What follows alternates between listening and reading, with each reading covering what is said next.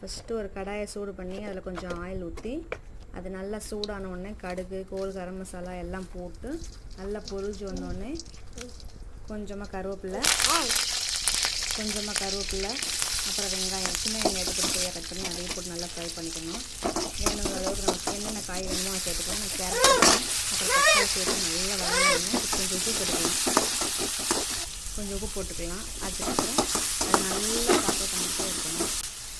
அப்புறமா அவிச்சு வச்ச உருளைக்கிழங்கும் அவிச்சு வச்ச பச்சை பட்டாணியும் உங்களுக்கு எவ்வளோ வேணுமோ உங்கள் வீட்டில் இருக்கிற பக்கம் சேர்த்து நல்லா கிண்டி விடுங்க. அப்புறம் தேவையான அளவுக்கு நல்லா தண்ணி ஊற்றி கொதிக்கட்டும்.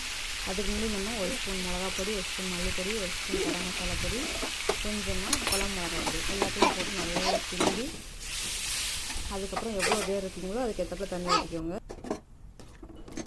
அது நல்லா கொதி வரட்டும். அதுக்குள்ளே நம்ம பேஸ்ட் அரைச்சிக்கலாம்.